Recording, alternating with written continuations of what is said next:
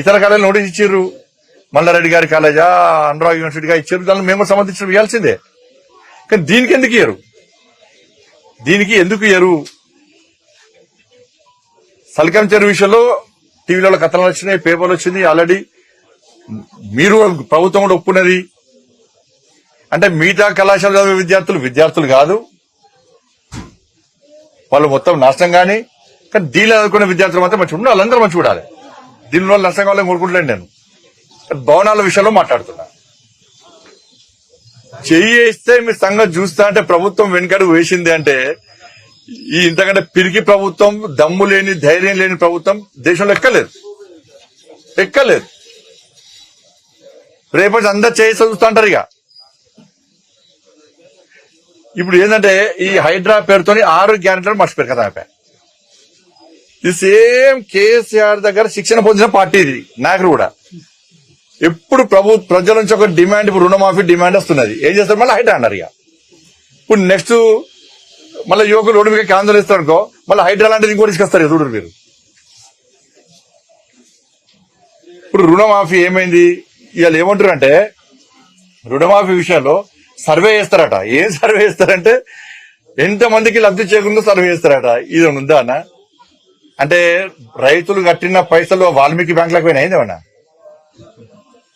కర్ణాటక వాల్మీకి బ్యాంకులకు పోయినాయి రైతులు కట్టిన పైసలు.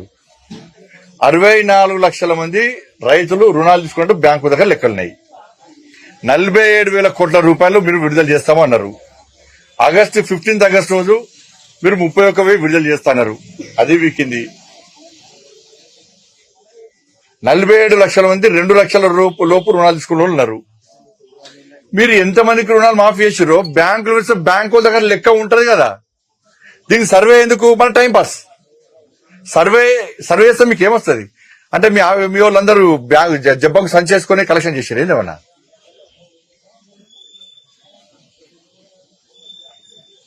బ్యాంక్ వాళ్ళని పిలిచి మీటింగ్ పెడితే ఏ బ్యాంక్ లో ఏ రైతు ఎంత కట్టిరో లెక్కనే వస్తుంది మీకు. దానికి సర్వే ఎందుకు? మళ్ళా టైం పాస్.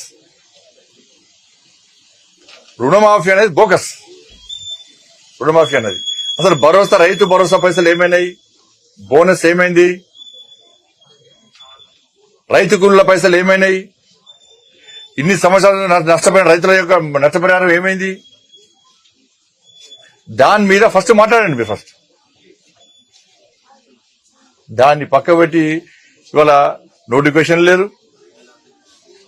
మహిళలకు ఇస్తానటువంటి హామీలు నెరవేర్చలేదు, ఉద్యోగుల డిమాండ్ అని పక్క పెట్టారు. సేమ్ అదే పాత ప్రభుత్వం వేసింది, ఉద్యోగ సంఘాలను గెలిచింది. ఇప్పుడు ఈ ప్రభుత్వం ఉద్యోగ సంఘాలను గెలుస్తున్నది. అన్ని సంఘాలను గెలుస్తారు. మళ్ళీ సేమ్ శిక్షణ పొందినటువంటి కరడు కట్టిన కట్టర్ టీఆర్ఎస్ శిక్షణ పొందిన శిక్షణ వీళ్ళు.